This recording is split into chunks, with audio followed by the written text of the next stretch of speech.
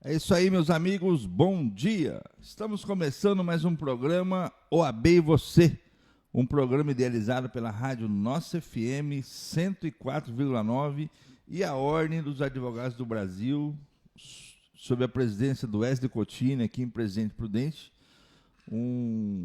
uma diretoria que vem fazendo um trabalho que merece o nosso respeito. E como a gente faz toda sexta-feira, hoje estamos entrevistando uma pessoa que é um expoente na advocacia e na política também, porque o advogado é engajado na política, o advogado é aquele que defende os direitos não só do cliente, mas da população. E não tem nada melhor do que um advogado político, porque ele vai fazer as coisas dentro da legalidade e vai fazer as coisas sabendo das necessidades da população e brigar por elas. E hoje estamos recebendo aquele que foi, quando eleito, o prefeito mais jovem do estado de São Paulo, Marcelo Silva, ex-prefeito de Itaciba, advogado, nosso amigo, um expoente da advocacia, que milita em Itaciba, milita em Presidente Prudente e em várias cidades do estado de São Paulo. Seja bem-vindo, Marcelo, que satisfação ter você aqui com a gente. Eu estava tentando trazer você que já fazia uns dias, a questão da agenda não estava dando certo, e hoje, graças a Deus, a gente tem você aqui. Então, eu queria que você falasse de você, contasse a sua história, por que você é advogado, enfim, o microfone é seu. Bom dia, Adilson. A satisfação é minha, a alegria é minha, a honra é toda minha de participar aqui deste programa. Dá um pouquinho de alegria para a gente, é nossa também. É isso, então, a gente compartilha da mesma alegria, né? Esse programa que é uma referência hoje no meio jurídico, né? Na classe advocatícia aqui de Presidente Prudente da região, um programa que já se tornou icônico no meio da advocacia. E hoje, então, eu tenho a grata satisfação de estar aqui atendendo o seu convite. E a gente está feliz por você ter atendido o convite. Jamais poderia recusar estar aqui no seu programa hoje, você sabe disso, né? Pelo que eu te conheço como advogado, e você abordou a questão da vida pública, né, que eu tive em Itaciba, como vereador, como prefeito por 3 mandatos, e a gente começou nossa amizade, nosso conhecimento foi justamente na vida pública, acho que você se lembra disso. É verdade. Mas a primeira atuação minha em Itaciba foi contra o grupo seu. Me lembro. Foi a favor dos seus adversários, que é meu amigo, Alair Batista. Que é o atual prefeito, né? Atual prefeito. De Itaciba. Então, na época foi fazendo a campanha para Dias Custódio. Acho que foi em 1992, se não me engano. Isso, foi no último ano do meu primeiro mandato, né? Faz tempo. Então, mas não tinha como ganhar de você. Pois é. Não tinha. E você era imbatível lá e elegeu o Paulo Todo, que foi seu sucessor. Sim. E eu apanhei, quase que eu apanhei lá em Itaciba, que eu fiz uma pesquisa falsa lá, enfim. Mas todo mundo sabia que o Paulo tinha uma força extraordinária, não por ele, mas por você, que estava alavancando a candidatura dele. Pois é, mas foi nesse meio, em reuniões aqui em Prudente também. É verdade. Depois disso foram várias. Que a gente participou juntos e tudo mais, né? Até que nós, com o tempo, viemos nos encontrar, ou nos reencontrar na advocacia, né? É verdade. Onde eu estou já há mais de 10 anos e a gente está sempre se encontrando aí, né? Ali no fórum, nas proximidades do fórum. Você também já esteve em Itaciba em mais de uma oportunidade, já nos encontramos por lá. E é sempre uma satisfação muito grande te rever.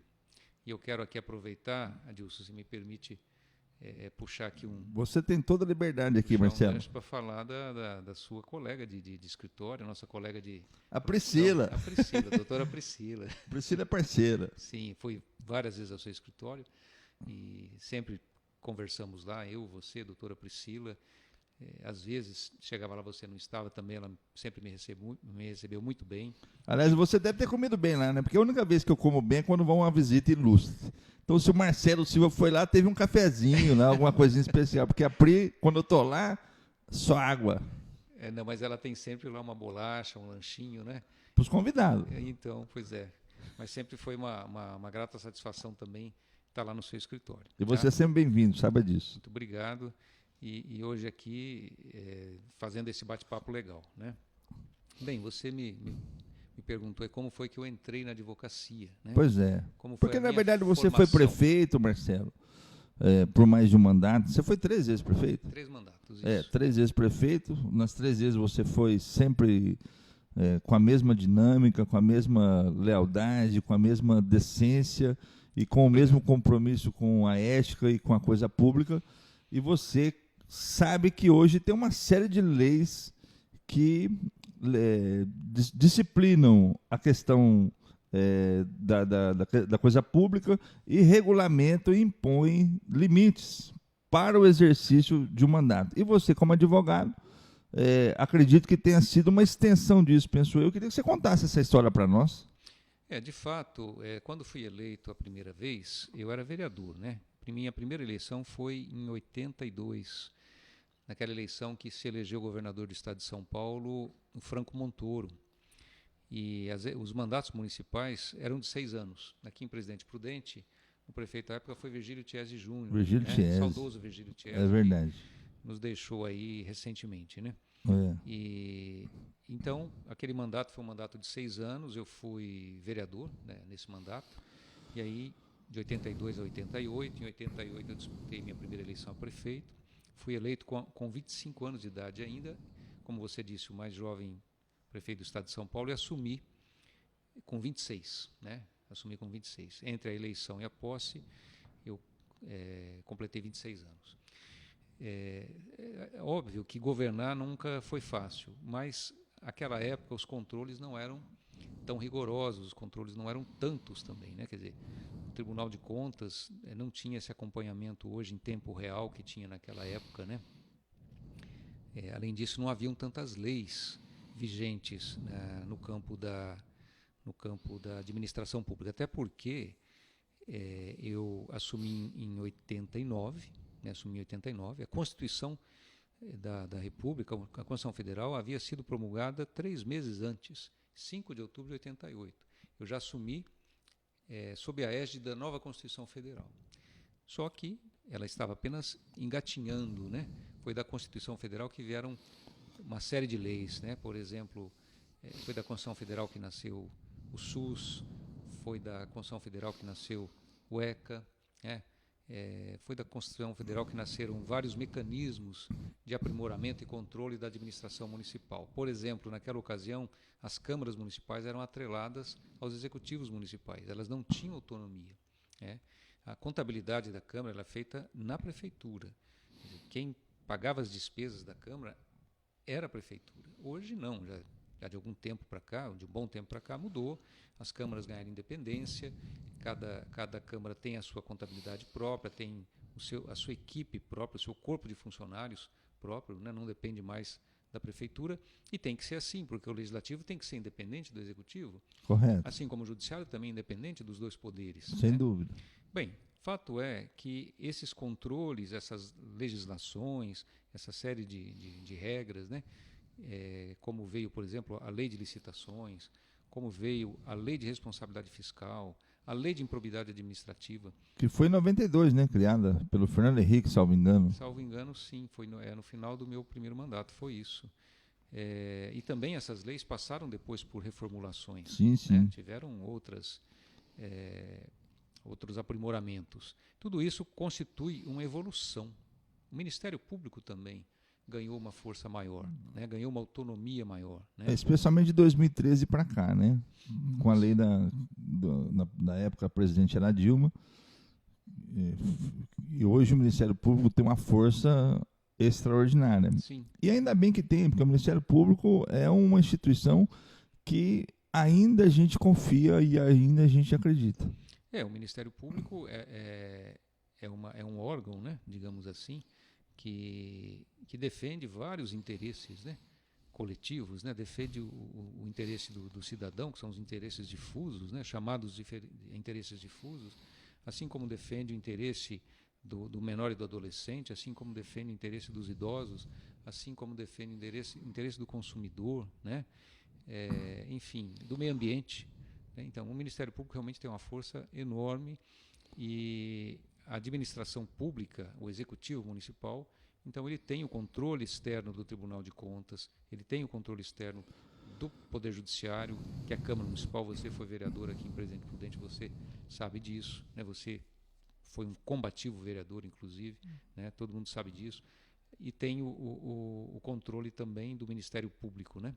Isso tudo é muito bom, porque o dinheiro público tem que ser muito bem gerido, tem que ser muito bem administrado, a gente sabe disso, né? Mas, Marcelo, com todas essas leis que existem hoje, cara, eu te faço uma pergunta: vale a pena ser prefeito?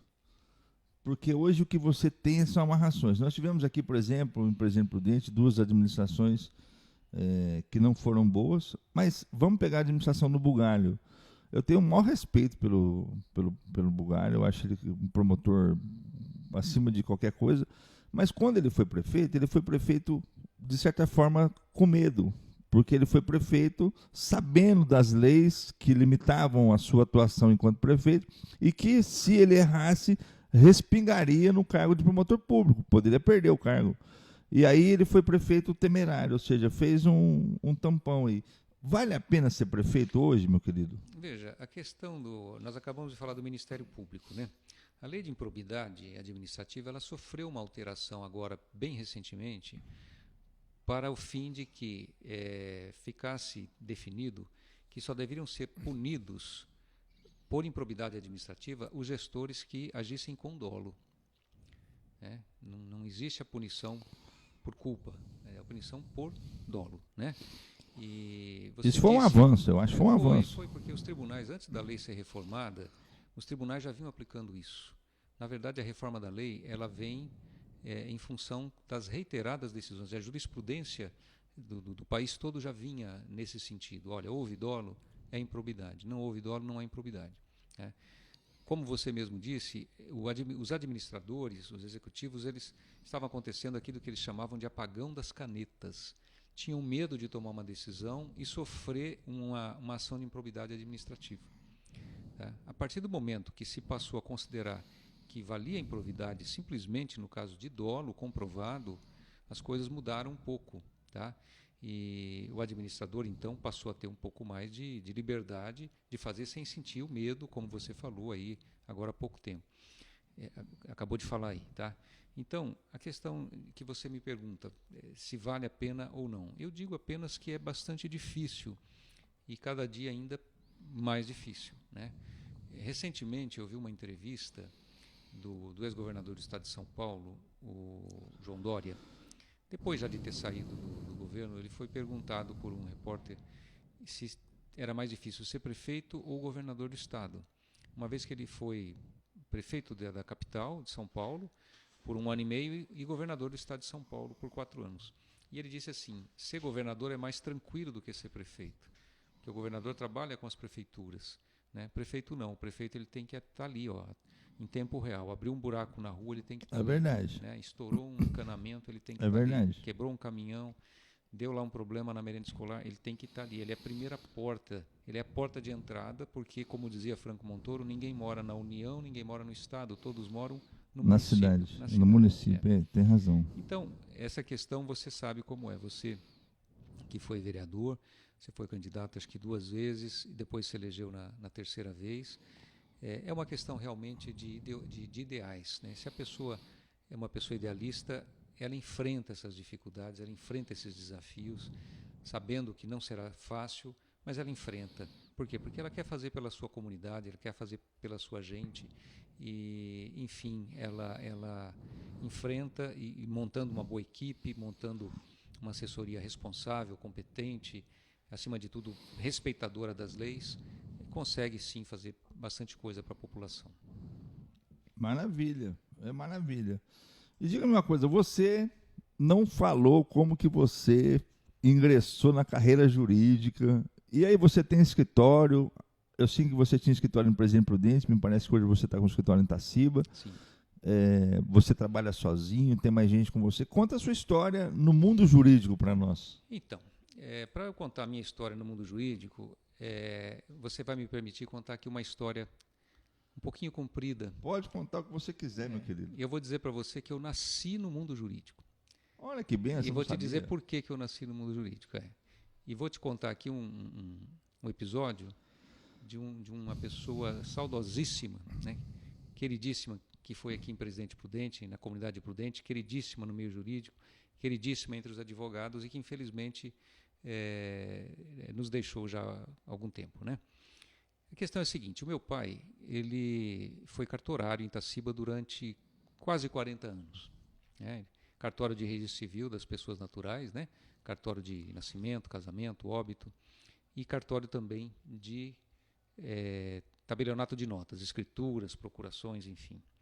Quando eu nasci, meu pai já era cartorário, né? Meu pai já era cartorário, foi escrivão titular lá em Itaciba por quase 40 anos, se aposentou com quase 40 anos. Tanto eu como os meus irmãos, nós nascemos e crescemos ali, dentro praticamente do cartório, né? O cartório ficava e fica até hoje ao lado da casa da minha mãe. Meu pai, infelizmente, há 2 anos faleceu, né? Na pandemia. E, enfim, a gente aprendeu a trabalhar no cartório ali desde criança, né?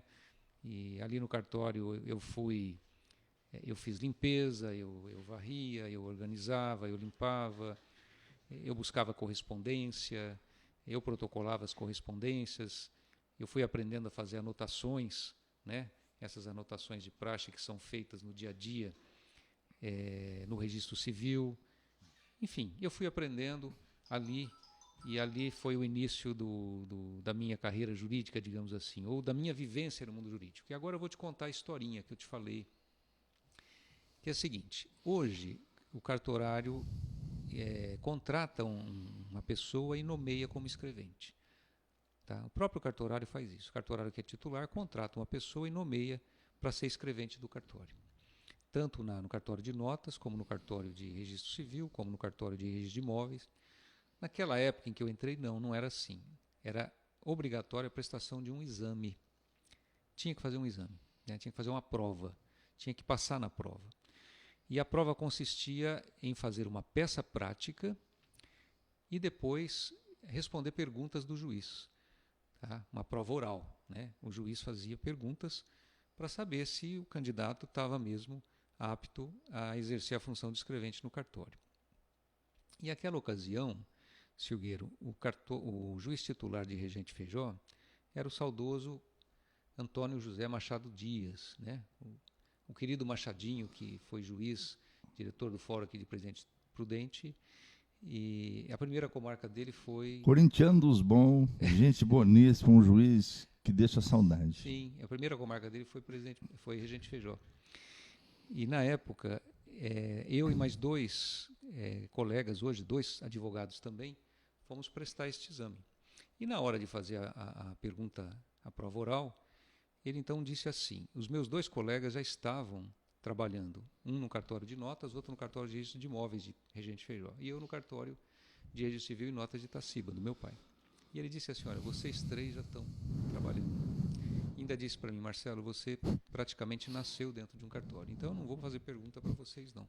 Vocês podem ir trabalhar porque vocês já estão aptos a exercer a função de escrevente.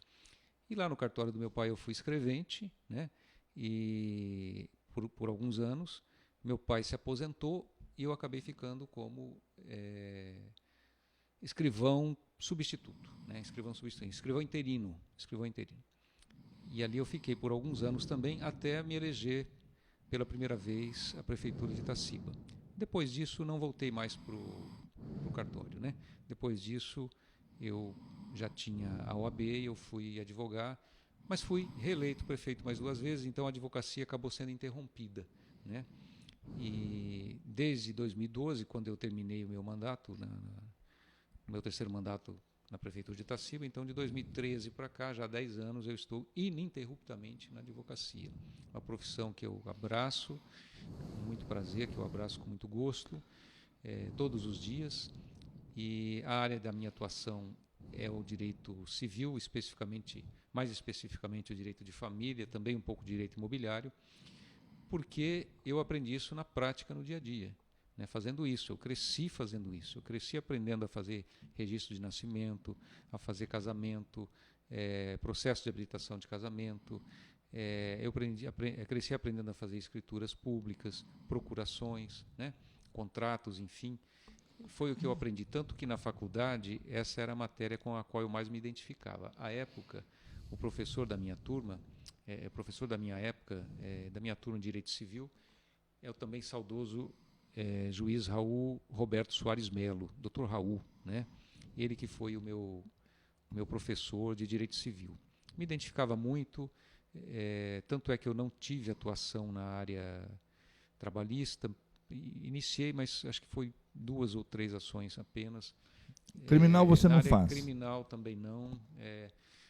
Eu até fiz um pouco no começo, quando eu comecei a advogar, ainda na assistência judiciária. Você sabe disso, que nós fizemos alguns júris, né? Fizemos, é verdade. Fizemos júri em Prudente, fizemos júri até em outras cidades aqui da região. Verdade. Foi muito bom. Mas foi também, acho que, foi uma experiência boa, enriquecedora, porque a gente aprende muito, mas breve, né? Eu vi que não era a minha área de atuação, e então a minha área de atuação é o direito civil, e é onde eu estou. E meu escritório fica em Itaciba. Eu já tive escritório aqui em Prudente por mais de uma vez. Eu tive escritório na Casemiro Dias, eu tive escritório na Luiz Cunha, eu tive escritório na Joaquim Nabuco, tá? Tive escritório, 3 ou 4 escritórios que eu tive aqui em Você Prudente. teve no Bom Giovanni também, Na não teve? Rui Barbosa, não. Isso, ali perto. Eu lembro que eu fui lá no Bom Você tem Giovanni. razão, entrando ali na Rua José Bom Giovanni, virando à direita na padaria Bom Giovanni ali. Tive também ali, né? Então, se somar todo o período, acho que eu tive mais ou menos aí uns 8 anos, 7, 8 anos de escritório aqui em Presidente Prudente. Advoguei com vários colegas aqui e hoje eu advogo sozinho lá em Itaciba, mas eu tenho muito contato com colegas de Regente Feijó, porque a maior parte das minhas ações são da comarca de Regente Feijó, assim como tenho aqui também em Prudente. Muito difícil uma semana que eu não tenha que vir ao fórum aqui de Prudente, né? E estagiárias, já me passaram algumas estagiárias, por exemplo, tem advogadas e advogados hoje já militando, atuando, que fizeram estágio comigo lá em Itaciba, né? Isso para mim é uma satisfação muito grande. Eu tenho uma estagiária que saiu agora há poucos meses, acho que 60, 90 dias atrás, que está no cartório de Registro Civil e Notas de Itaciba hoje. E tem uma estagiária que está na metade do curso de Direito lá comigo hoje. Então, é isso. Essa é a minha atuação predominante e volto a dizer, a advocacia é uma profissão que eu abraço todo dia, que eu gosto, porque aprendi no dia a dia, né, crescendo. Muito bom, muito aprendi bom. E, enfim, admiro você também que é da classe advocatícia, você sabe como é gostoso advogar, né? É verdade. Fácil não é, difícil. É apaixonante. Mas é apaixonante. E Prudente tem uma classe, assim como a gente fez, uma classe advocatícia maravilhosa. Mas, Marcelo, antes de nós entrarmos na questão do direito propriamente dito, eu sei que a política, o pessoal fala que é uma mosquinha azul, né? Que pica você e você não larga nunca. Não estou aqui querendo lançar a candidatura de ninguém, mas o ano que vem é 2024 e é um ano de eleições municipais, tanto para prefeito quanto para vereador. E você é um nome sempre lembrado pela sua história. Foi três vezes prefeito, foi vereador lá em Itaciba e 3 vezes prefeito de Itaciba. Você é candidato ano que vem em Itaciba? Não serei candidato não, Adilson. Fica até difícil para mim agora deixar a advocacia. Depois de 10 anos ininterruptamente na advocacia, eu, quando estava na faculdade, me lembro dos professores dizerem que o advogado precisava de 10 anos para se firmar na advocacia, para começar a ter um nome conhecido na advocacia. Eu achava isso um absurdo. Eu achava que um advogado com 2, 3 anos de advocacia já era, enfim, um advogado experiente. Na verdade, não. Na verdade, eles estavam certíssimos em dizer que 10 anos é um tempo razoável para o advogado ganhar uma experiência na área. Então, eu estou com 10 anos de advocacia ininterrupta e fica difícil para mim, nesse momento, deixar a minha profissão, a minha carreira profissional, né? E eu tive um início precoce, né? Eu posso dizer assim, na política. Eu me elegi vereador com 19 anos, depois prefeito com 25, saí do primeiro mandato com 30 anos. Então, comecei bastante cedo. E 3 mandatos, né? 12 anos, quer dizer, eu tenho certeza que deixei um legado de trabalho, um legado de realizações para a população tacibense. Penso que agora já é um período encerrado, digamos assim, né, usando essa expressão. Mas agradeço a pergunta. Mas quero deixar registrado aqui que eu sou seu fã, Marcelo. Eu acho que você é uma pessoa ética, acho que você é uma pessoa amiga, você é parceiro, quando você tem a relação de amizade, e mesmo quando você não tem, naquilo que você pode fazer para ajudar, você sempre fez.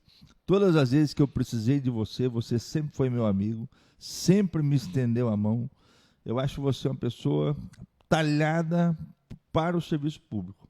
Eu sei que você faz as coisas com decência, com honra, com fundamentos cristãos. Você coloca Deus à frente da sua atividade e por isso que você faz as coisas bem feitas. Eu sei que você já foi muito traído na política também, sei que a política é podre, sei que tem todo um jogo sujo, fui vereador, sei disso como é. Mas a política precisa de pessoas como você. Gosto muito do Alair, torço para que ele esteja fazendo um trabalho maravilhoso lá, meu amigo, parceiraço, assim como eu sou seu fã. O mandato do Alair termina o ano que vem, já é o segundo mandato consecutivo dele, não pode mais disputar a reeleição. E acho que Itaciba precisa de uma pessoa com o seu perfil, o perfil de alguém sério, decente, comprometido com a população, assim como é o Alair, assim como é a Fúvia, vice-prefeita dele, tua ex-esposa, e torço para que todo mundo ali dê bem, porque Itaciba é uma cidade bacana, cidade gostosa. Mas você tem uma inclinação Então, se você porventura resolver sair prefeito, saiba que você sai porque ser prefeito é uma missão. Quando você exerce muito bem a política, você está sendo um bom cristão, porque você vai proporcionar às pessoas o de melhor.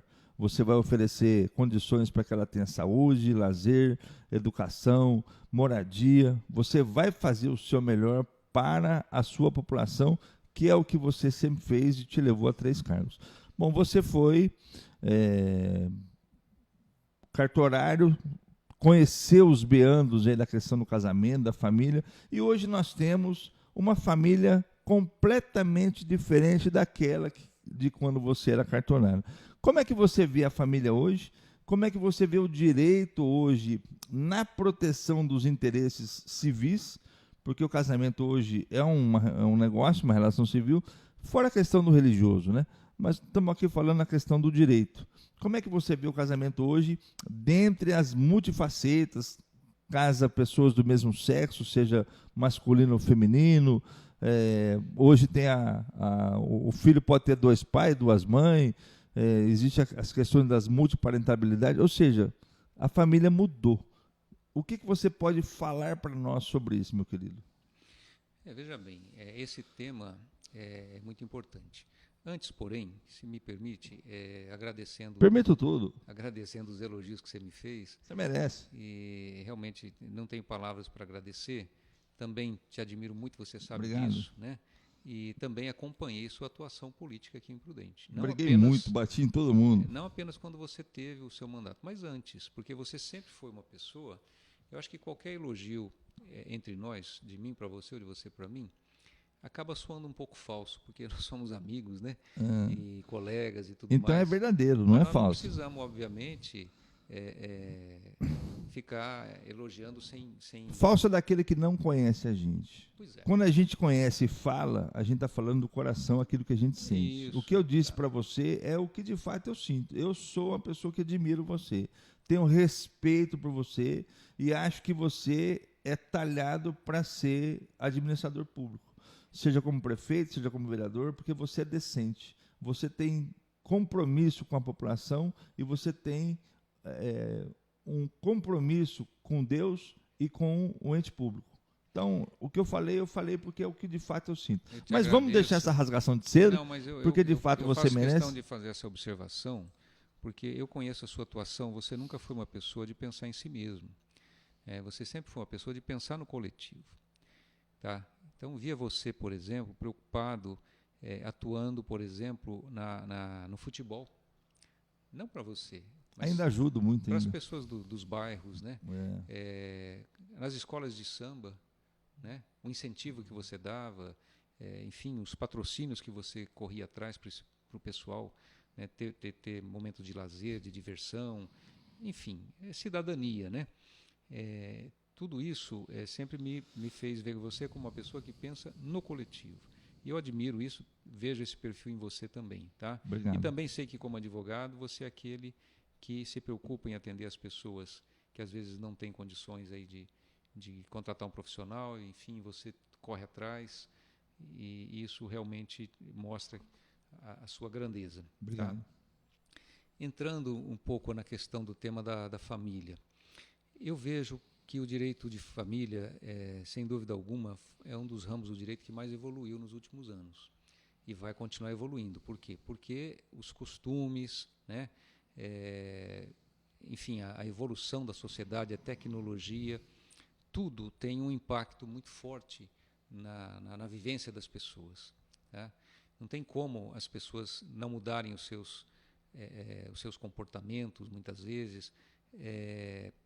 Isso traz mudanças de perfil, isso traz mudanças na sociedade diretamente. Então, eu vejo que hoje o direito combate muito mais fortemente o preconceito do que combatia antes.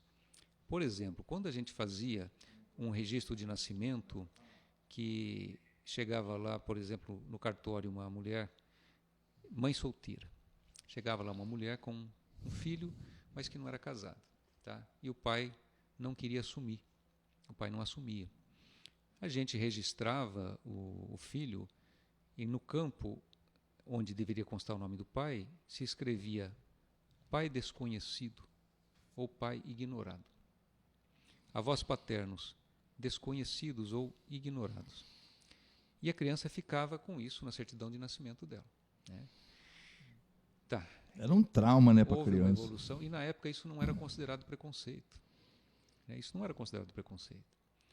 Tá? Houve uma evolução muito grande, hoje praticamente não existe isso, porque existem dispositivos de lei que, se a mulher chega lá no cartório para registrar o filho e o pai não quer assumir, ela tem que dizer quem é o suposto pai, né? O chamado suposto pai. E essa pessoa recebe uma intimação, uma notificação, enfim, para ir até o fórum para dizer se ele vai assumir a paternidade da criança ou não. Tá? E se ele falar que não vai assumir, então existem os mecanismos. Eu estava falando da evolução. Antigamente não existia o exame de DNA. Né? Eu sou de uma época que não se falava exame de DNA.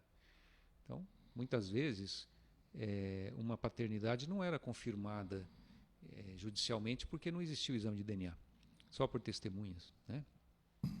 Hoje não, é uma evolução da medicina, uma evolução da tecnologia. Graças a Deus, né? Felizmente. Então, eu digo, olha como o direito ajuda as pessoas a serem cada vez mais cidadãs, cada vez mais incluídas, né, no meio em que o que deve predominar são os valores afetivos. Né? Antigamente, o direito pensava muito na questão do patrimônio, até que o afeto passou a ter valor jurídico. O afeto passou a ter valor jurídico. Como você falou, hoje uma criança pode ter 2 pais, até 3 pais, pode ter 2 mães. Então imagina a situação, uma criança que nasceu e depois de algum tempo o pai faleceu. Tá? E aí a mãe se casa novamente e o seu segundo marido, digamos assim, cria aquele enteado como se filho fosse. E o filho, depois que fica adulto, fala, olha, eu queria muito que o meu padrasto constasse na certidão de nascimento como meu pai. Isso não existia antigamente. Porque ele foi um pai que me criou. O meu pai biológico faleceu. Eu não conheci. Quem me criou foi o meu pai afetivo. Então, se permite que o nome desse pai conste da certidão de nascimento. Né? Às vezes, 2 mães, porque 2 mães às vezes criaram, 2 mulheres às vezes criaram um filho. Né? Então, aqui é o campo dessa discussão que saiu da discussão patrimonial e passou para ser discussão do campo afetivo. Então, o direito de família trouxe grande evolução nesse campo, muito, muito, muito. Uma evolução enorme. Os casamentos, antigamente, dificilmente se dissolviam, mas havia também separações.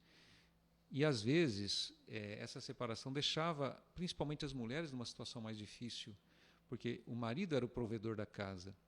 E com o divórcio, com a separação, a mulher muitas vezes ficava sem ter uma fonte de renda, uma fonte de sustento. O mercado de trabalho não acolhia as mulheres, elas eram donas de casa, né? Com essa emancipação da mulher, né, houve também uma evolução. Aprovou-se o divórcio, salvo engano, em 1977, né, a Lei 6.515 é de 77, né, aprovou-se o divórcio. Houve, assim, também uma caminhada na aprovação do divórcio, porque o divórcio, primeiramente, era preciso comprovar tantos anos de separação, salvo engano, acho que eram 5 anos de separação, para depois fazer o divórcio. Depois passou a ser 2 anos de separação. 2 anos de separação, esqueço o nome agora, de fato, ou 1 ano, 2 anos para o divórcio direto, ou 1 ano. Era 1 ano, né? 1 ano você fazia a separação e passado 1 ano você fazia o divórcio. Isso, ou então 2 anos de separação. Isso. Né? De fato, hoje não tem mais isso, né? Hoje você já entra com o divórcio direto. A pessoa pode, digamos, se casar num dia no cartório. Se ela resolve no dia seguinte chegar lá e lavrar uma escritura de divórcio, ela lava uma escritura de divórcio. É verdade. E se ela quiser, alguns dias depois ou no dia seguinte, entrar com um pedido de habilitação de novo casamento, ela entra com um pedido de habilitação de novo casamento. Por quê? Porque se sabe que hoje não dá para as pessoas ficarem separadas de fato, mas casadas no papel. O que resolve isso? Não resolve nada, né? Isso dificulta a vida daqueles que se divorciam para começar uma nova vida, ao mesmo tempo que dificulta a vida dos filhos também. Tá? Então, existem hoje uma série de leis. O Estatuto da Criança e do Adolescente significou uma evolução muito forte na área do direito de família também. Tá? Por quê? Porque disciplina a questão de guarda, disciplina a questão de visita, né? O Código Civil fala de pensão alimentícia, que é um dever natural, né, do pai e da mãe, dos genitores, enfim, né? E isso tudo serve de ferramenta para quem trabalha nessa área, para estar entrando com ações, muitas vezes amigáveis e muitas vezes litigiosas, mas, enfim, a resposta do direito hoje para a família brasileira é uma resposta mais rápida e mais definitiva do que era algum tempo atrás. O preconceito, então, foi vencido em muitas áreas pela evolução do direito de família. Eu sou apaixonado pelo direito de família. Marcelo, aproveitando, você falou aí da questão da pensão, né, que é disciplinado pelo Código Civil. E aí, assim, você é casado, você tem filhos, você separou. Os 2 filhos ficou com a mãe, a guarda física, embora exista a guarda compartilhada. As pessoas têm dificuldade de entender o que é a guarda compartilhada. Queria que você explicasse para a gente. E aí acontece o seguinte: passado um tempo, um dos filhos veio morar com o pai, mas o pai não entrou com a regulamentação da nova guarda, porque o filho passou a estar sob a guarda dele e não da mãe, pelo menos de fato. Ele tem que entrar para poder resolver a questão da legalidade, e ele também não entrou com a exoneração de alimentos. Nesse caso, a mãe pode continuar cobrando os alimentos? O que ele precisa fazer para resolver essa situação e ter o garoto de fato regulamentado sobre a sua égide?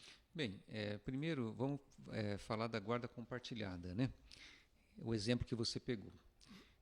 Esse também foi uma evolução, tá? Até porque a guarda compartilhada, ela surgiu, muitas conquistas na área do direito surgiram em função de movimentos femininos ou feministas, digamos assim, né? Muitas conquistas foram no campo da atuação da militância feminina. Como eu disse, as mulheres quase sempre levavam a pior no divórcio, né? Porque elas eram donas de casa, não tinham oportunidade, né? Aptidão tinha, não tinha oportunidade de entrar no mercado de trabalho. Isso foi sendo conquistado ao longo dos anos, né? As mulheres começaram a ocupar profissões que antes eram apenas ocupadas pelos homens, e com isso elas passaram a ter o seu lugar ao sol no mercado de trabalho. Mas até então era mais difícil isso, tanto é que às vezes as mulheres não digo, mas aquelas que não eram casadas, né? Até porque antigamente as famílias que não eram casadas eram chamadas de ilegítimas, não eram reconhecidas como entidade familiar. Então, quando você registrava uma criança, filho de um pai e de uma mãe que não era casado, no papel, no cartório, no civil, você colocava filho ilegítimo de fulano e de fulana. Que trauma para a criança, né? Filho ilegítimo, ou seja, o casamento, se não tivesse o casamento, não era considerado entidade familiar. E a Constituição Federal e o Código Civil de 2002 foi derrubando isso, né? E, enfim, todas as entidades familiares hoje são reconhecidas pela lei, né? Mas, enfim, vamos falar da guarda compartilhada. A guarda compartilhada, ao contrário, foi uma conquista que começou com um movimento masculino. Muita gente não sabe disso. O que acontece é o seguinte, muitos pais... Eu não sabia. Mas foi. Algumas associações de pais, existe uma associação, não sei se existe ainda, Associação de Pais Separados, uma coisa assim, se não me engano o nome era esse. Começaram a se ressentir pelo fato de terem pouco contato com os filhos. Quer dizer, eles estavam casados, eles tinham contato diário com os filhos, estavam ali todo dia no ambiente familiar. Aí veio o divórcio, a criança ficou com a mãe, a guarda física, mais de 90% no Brasil é com a mãe. E os pais ficaram, então, tolhidos dessa presença dos filhos, dessa companhia mais próxima dos filhos. Eles tinham apenas a oportunidade de, no final de semana, ir lá buscar o filho para levar num jogo de futebol, levar num shopping center, num cinema, né? O que eles falavam, o pai da pipoca, né? Que leva os filhos para ir no cinema, para ir no shopping. E durante a semana não vinham, às vezes ficavam 15 dias, às vezes até mais do que isso, sem ter um contato físico com o filho. Então, começou a haver um movimento no sentido de que as guardas precisavam ser diferentes, que os pais teriam que ter também o direito de ter mais tempo com seus filhos. E aí surgiu a guarda compartilhada, o conceito de guarda compartilhada, que a princípio era uma opção, né? A lei dizia que sempre que possível deve ser adotada a guarda compartilhada. Hoje não é mais isso. Tá? Hoje a guarda compartilhada é a preferencial, é a primeira a ser definida, tá? A não ser que um dos pais não tenha condições de exercer a guarda dessa forma, nessa modalidade, mas deve ser sempre adotada a guarda compartilhada. Aí existe uma dúvida ou uma confusão, Adilson, que é a seguinte: muita gente faz confusão entre a guarda compartilhada e a guarda alternada. A guarda alternada é aquela em que a criança fica um mês com o pai, um mês com a mãe, 6 meses com o pai, 6 meses com a mãe. Essa guarda alternada não dá muito certo, não, porque a criança não cria a sua rotina, nem e com cria o pai, uma confusão na nem cabeça com a da mãe. criança, né? Fica confuso mesmo. A guarda compartilhada é diferente. A guarda compartilhada, primeiro, você define que ela será compartilhada. Segundo, com quem que vai ficar morando? Tem que ter uma residência fixa. Então, guarda compartilhada com residência fixa na casa da mãe. Guarda compartilhada com residência fixa na casa do pai. Isso vai depender das circunstâncias. Pode ser amigável e pode ser judicial. Pode ser amigável e pode ser litigiosa. Tá? Mas então por que se diz que a guarda é compartilhada? Por quê? Se parte de um conceito de que a família não acabou. O casal João e Maria se separou e ficaram 2 filhos.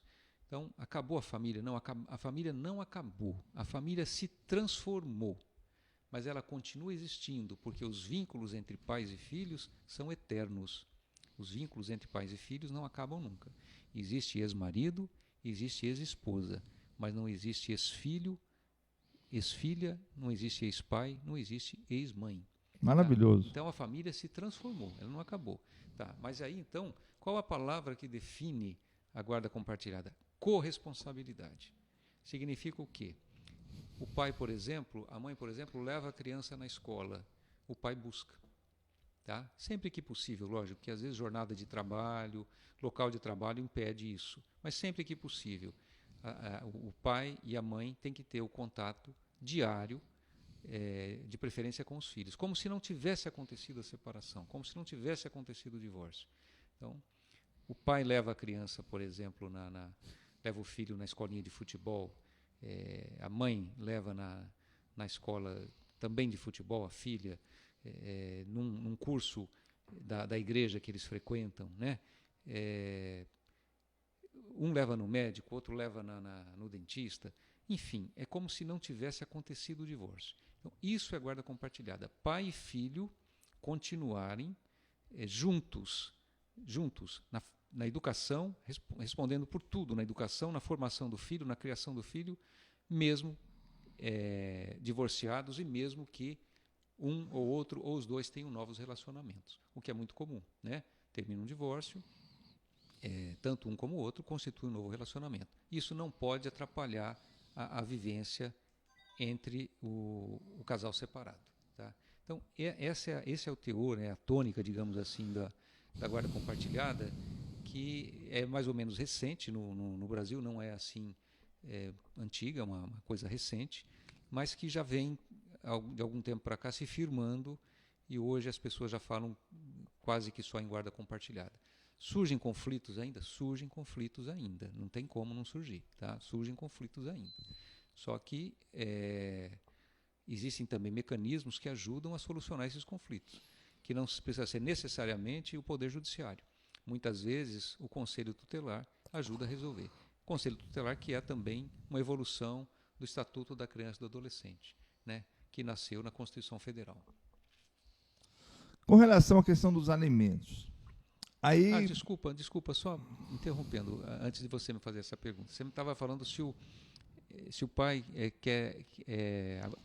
o filho passa a morar com o pai. Isso. Tá, era isso. Você fez a pergunta e eu esqueci. Tá, eu esqueci. Acontece o seguinte, quando o pai paga a pensão, né, para o casal de filhos, aí o filho resolve vir morar com o pai. Então, ele deve o quê? Deve entrar com ação de exoneração dessa pensão para o filho que vem morar com ele. Porque a partir do momento que o filho vem morar com ele já está mantendo o filho nas despesas do dia a dia. O filho vai estar morando com ele, vai estar gerando lá uma despesa maior de água, uma despesa maior de energia. Correto. Às vezes ele está pagando aluguel ali para ele e para o filho, uma despesa maior de mercado, né? Então, ele não precisa, logicamente, continuar pagando o alimento. É feita uma ação. Mas ele não pode deixar de pagar por liberalidade dele, né? Não, a pensão alimentícia, uma vez estabelecida, não pode ser deixado de pagar, mesmo quando o filho atinge maioridade, tá? Porque só a maioridade não extingue a pensão alimentícia, tá? Muitas vezes a criança, o adolescente, enfim, que se torna jovem, ele precisa continuar recebendo a pensão para pagar seus estudos, um curso profissionalizante, a faculdade, enfim. Se ele não está estudando e já está trabalhando, a jurisprudência entende que o pai não precisa mais estar pagando pensão para o filho que já tem idade para trabalhar, né, para o filho que já tem um emprego e já pode se manter sozinho. Mas mesmo assim, o pai deve entrar com ação pedindo exoneração. E no caso do filho ainda menor, o filho adolescente, criança, enfim, que passa a morar com o pai, tem que entrar com uma ação de exoneração dos alimentos desse filho. Por quê? Porque ele passa a ter a despesa do dia a dia do filho, ele mesmo ali pagando em espécie, enfim. É assim que funciona, tá? Muito bom, muito bom. Com relação à questão da família, Marcelo, hoje, principalmente nessa época pós-pandêmica, né, eu sempre falo isso para o pessoal que milita nessa área, os divórcios se avolumaram. Cresceu demais os pedidos de divórcio, sejam judiciais, seja nos cartórios, administrativamente.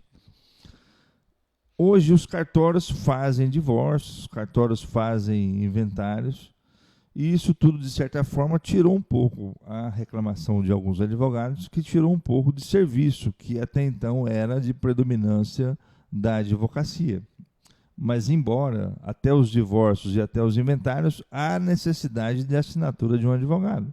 Ou seja, não tirou de tudo, apenas fez com que houvesse uma maior celeridade. Como é que você vê essas brechas que a lei encontrou para poder, inclusive, desabarrotar o judiciário de processo? Você acha que isso atrapalhou a nossa profissão? Você acha que isso é um elemento que ajuda no dia a dia a melhorar a vida do povo? Eu entendo que foi uma evolução também, porque como você mesmo disse, o índice de divórcios é alto, embora o índice de casamentos no Brasil também seja alto, né? Então, me parece que o Brasil é uma das populações que mais casa e uma das populações que mais divorcia, né, no mundo.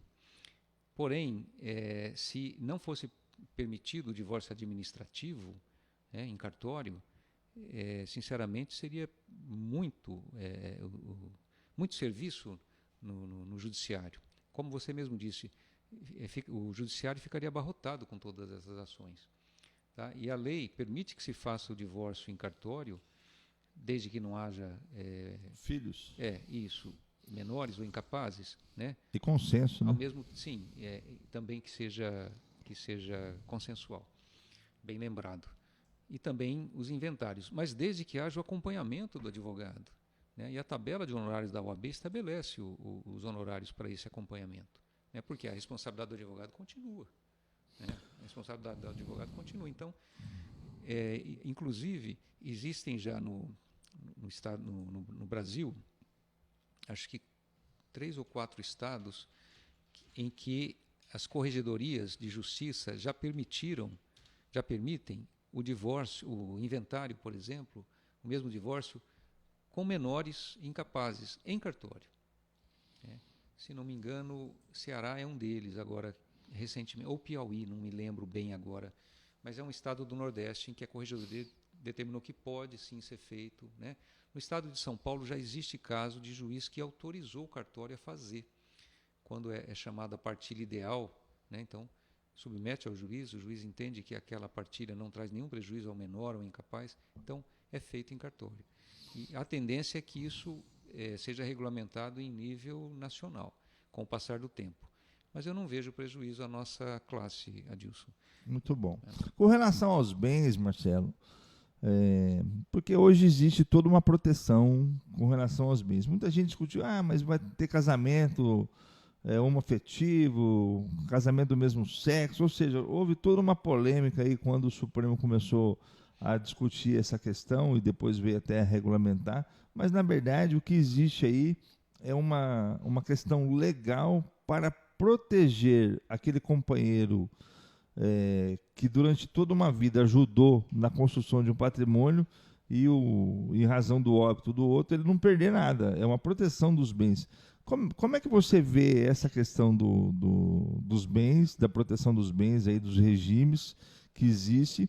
E na questão da união estável, que é uma equiparação ao casamento, e quando não há uma definição se vigora o regime da comunhão parcial de bens, como é que funciona isso? Hoje, a união estável, porque na realidade a pessoa que tem a união estável, mesmo que ela entre depois com reconhecimento e dissolução de sociedade conjugal, ela continua solteiro, né? Como é que funciona essa questão hoje na prática? Você lembrou bem. As uniões homoafetivas também são reconhecidas, né? Felizmente, o Supremo Tribunal Federal reconheceu, e com justiça, obviamente. Como você falou, um casal, e aí eu estou dizendo um casal, quero dizer um homem casado com uma mulher, um homem casado com um homem, uma mulher casada com uma mulher, que constroem juntos um patrimônio, que tem uma família junto, constroem juntos um patrimônio. Assim como um homem e uma mulher que constroem juntos um patrimônio têm direito a partilhar esse patrimônio em igualdade de condições, deixar, inclusive, direitos previdenciários um para o outro, as uniões homoafetivas têm o mesmo direito, porque, afinal de contas, o esforço foi comum. Hoje tem até a relação trissal, né? Que é a relação entre 3 pessoas. É um pouco mais difícil encontrar, né? Mas tem, né? Também tem. Mas, veja, se o patrimônio foi construído por esforço comum, ele tem que ser partilhado, obviamente, em igualdade de condições, independentemente de serem pessoas do mesmo sexo ou não, né? Tá. Então, quando a união estável, a convivência não é casamento, que é a união estável, então vigora o regime da comunhão parcial de bens, que significa o quê? Que o patrimônio vai ser dividido em igualdade de condições daquilo que se foi construído daquilo que foi adquirido junto. Tá? Daquilo que foi adquirido junto. O que é bem particular antes da união estável, antes do casamento, não. Isso não comunica para o outro. Né? Tá, mas aí você tem um terreno, Marcelo. Você tem um terreno, o terreno é seu, já era seu, fazia 10 anos antes de você se casar. E aí você se casou e naquele terreno foi construída uma casa. E aí, como é que fica? O terreno é um bem particular daquela pessoa que já tinha. Correto. Tá? Mas a casa... Foi construída na relação... A casa tem que ser partilhada, o valor da casa. Tem que ser feita uma perícia, no caso, né, uma avaliação. Olha, o terreno vale tanto e o imóvel, a edificação vale tanto. Tá? E aquela pessoa que construiu, ajudou a construir a edificação, tem metade daquele valor da edificação. O terreno não, porque já era bem particular da pessoa que já tinha e que adquiriu por esforço próprio, sem o esforço do outro. Né? Então aí faz uma perícia, vê quanto que custa o terreno e quanto que foi o valor que agregou por conta da construção do imóvel. Às vezes uma casa. Então veja só, a pessoa casa, né? E um dos dois já tinha casa. Tá? Mas depois do casamento ou depois da união estável, foi feita uma reforma nessa casa, foi feita uma ampliação nessa casa, né?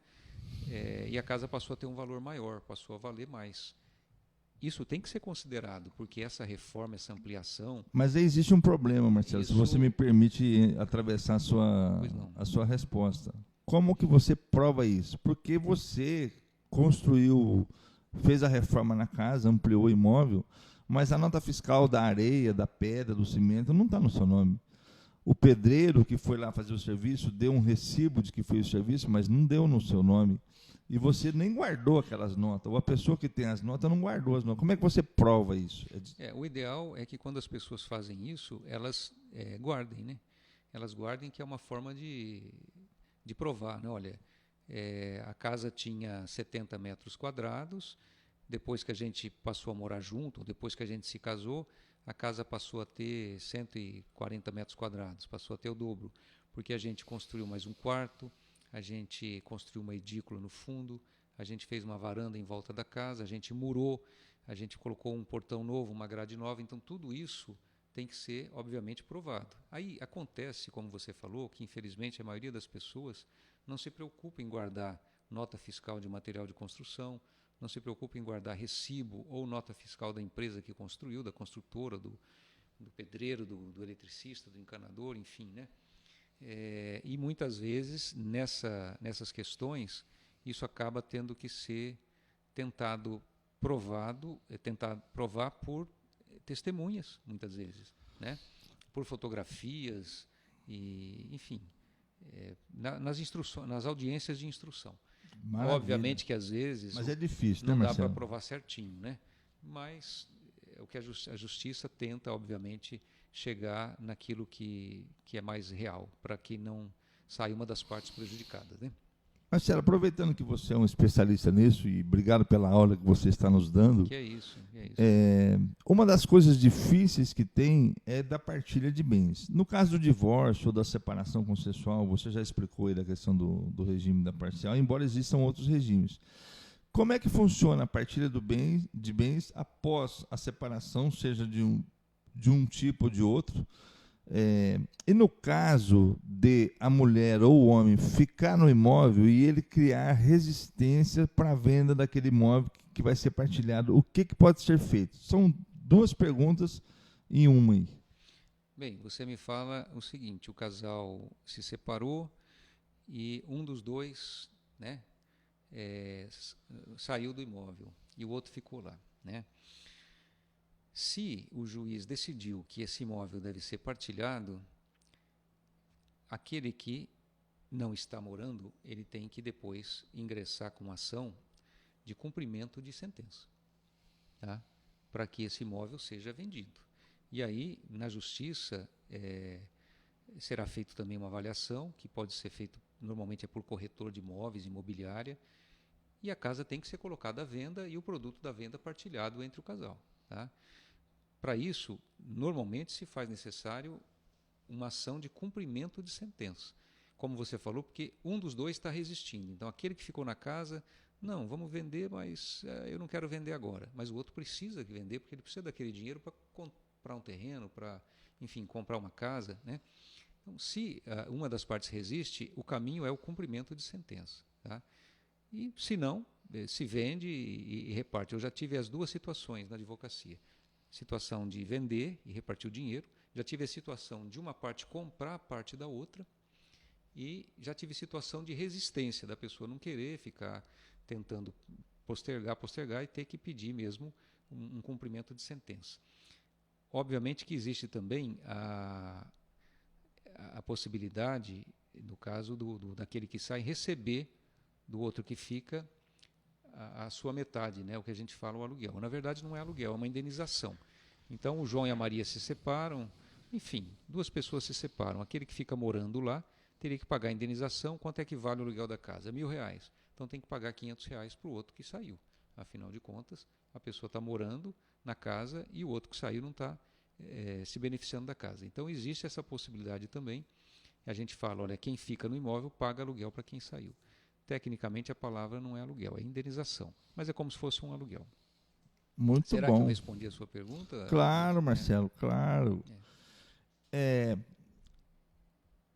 Hoje, quando há separação, Marcelo, os filhos, é tudo feito um estudo social, é feito uma questão... Psicológico também, às vezes, né? E existe, não sei se você está acompanhando, um projeto de lei para mudar a questão da alienação parental. Não toda ela, apenas algumas questões dentro da alienação parental.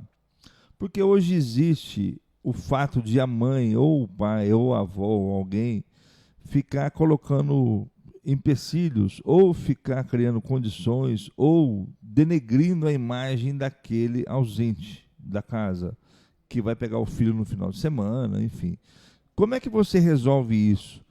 Para você poder proibir que a mãe continue falando mal do pai, que a avó continue falando mal do pai do menino e vice-versa. Como proteger nessas questões que é uma coisa comum hoje em dia? E muito séria. Tanto que a alienação parental é crime. Não é um fato qualquer. A alienação parental na legislação brasileira é crime. Tá? E significa o quê? Um dos genitores atuar para prejudicar o vínculo afetivo do outro genitor. Tá? Então fica, às vezes, a criança ouvindo, como você mesmo disse, um genitor falar mal do outro. Está aqui na casa de um genitor, escuta falar mal do outro. Vai lá no direito de visita, vai passar lá um final de semana na casa do outro genitor, o outro genitor fica falando mal também. E, na verdade, quem sai prejudicado nessa história não é um genitor nem outro genitor. Quem sai prejudicado é a criança, porque ela passa a ser alvo, né, daquele ataque que é feito de um genitor contra o outro. E a criança não tem, às vezes, não tem estrutura psicológica para isso, né? Então, a alienação parental é crime, só não é fácil de provar. Tá? Hoje em dia, as pessoas tentam provar com postagens feitas em redes sociais, com mensagens de aplicativos, né, de mensagens, áudios, fotografias, enfim. Existe a ata notarial que nos cartórios que normalmente se faz para comprovar prints de mensagens. Existem sites também, né, que fazem certificação de mensagens. Por quê? Aquele que aliena, se a justiça reconhecer um dos genitores como alienador, ele perde a guarda. Tá? Ele perde a guarda. Por quê? Porque ele está fazendo causando um incômodo, um transtorno na vida do filho muito grande. E tem que ter essa lei, né, Marcelo, para poder proteger o outro, né? Existe essa tentativa de mudança da lei. A gente não pode esquecer que a lei da alienação parental também é uma evolução muito grande no direito de família, não existia antes, né? Porém, precisa tomar cuidado, viu? Precisa tomar cuidado, porque às vezes, em vez de proteger, acaba desprotegendo. Essa lei tem que ser objeto de muito debate, debate. Uma outra questão que é crime, Marcelo, e que as pessoas não se atentam a isso, é o fato de o pai não pagar pensão alimentícia. Ele pratica o crime de abandono. No caso de não pagar pensão, o crime de abandono material. e ele não estar presente, visitando, acompanhando a vida do filho, abandono afetivo. Mas pouca gente usa desse expediente de ir numa delegacia e fazer um boletim, né, Marcelo? De fato, é raro, né? Os casos são raros. Mas existem. Eu já vi, inclusive, pai e mãe também ser punido por crime de abandono material e abandono afetivo. Criminalmente? Sim, criminalmente. Criminalmente. Já vi. E, na verdade, isso é uma pena que isso existe, que isso aconteça, né? Que infelizmente existe, né? Mas existe o abandono material, existe o abandono afetivo. E a lei deve punir mesmo com rigor, porque isso traz muita consequência, traz um trauma muito grande na formação do filho. Eu costumo dizer, nas ações em que eu atuo, quando eu faço divórcio, eu costumo dizer tanto para um genitor como para outro, olha, não queira ter um filho inimigo quando ele for adulto. Por quê? Porque às vezes o pai ou a mãe engana uma criança com presente, engana uma criança com passeio, né? Porém, esse filho vai se tornar adulto, vai casar, vai ser pai também, né? Pode passar por uma situação também de separação, de divórcio, e ele vai se lembrar como é que foi o comportamento do pai, como é que foi o comportamento da mãe quando ele era criança e quando seus pais se separaram. E ele pode entender que ele foi abandonado afetivamente, que ele foi abandonado materialmente, né? E isso traz consequências nos vínculos afetivos e sociais das pessoas. Infelizmente, as relações familiares, eu costumo dizer que de todos os problemas que a gente tem para resolver na vida, não importa se a gente viva 50, 70, 100 anos de idade, mas de todos os problemas que a gente tem na vida, os mais difíceis são os familiares, não tenho dúvida nenhuma disso. Marcelo, chegamos aí ao final do programa, passou rápido demais, passamos até uns minutinhos. Bate-papo gostoso. Você deu uma aula pra gente, fiquei impressionado. Que isso. Eu achei só que você era um bom prefeito, mas não, você é um excelente advogado, conhecedor da matéria. Cara, eu estou muito feliz por você ter vindo, por você estar presente hoje aqui com a gente, porque eu sou um fã seu. Eu acho você uma pessoa extremamente decente e eu me orgulho de poder gozar da sua amizade. Cara, gostaria muito que nós, desculpa falar assim, porque é um termo jovial aqui, eu fujo das tradicionalidades aí, dos termos técnicos. Mas, se você permitir, gostaria de trazê-lo aqui para nós falarmos um pouco mais sobre o direito de família, falarmos sobre a questão do direito imobiliário, que você tem uma experiência legal nisso, muito e que nós não abordamos por conta do tempo. E eu saio daqui satisfeito, com alegria no coração. Queria que você fizesse as suas considerações finais para a gente poder encerrar com chave de ouro nosso programa. Muito bem. A alegria é toda minha, a satisfação é toda minha, tá? Já conhecia o programa, mas não sabia que era assim tão gostoso de fazer, né? Esse programa, essa 1 hora aqui que passou voando.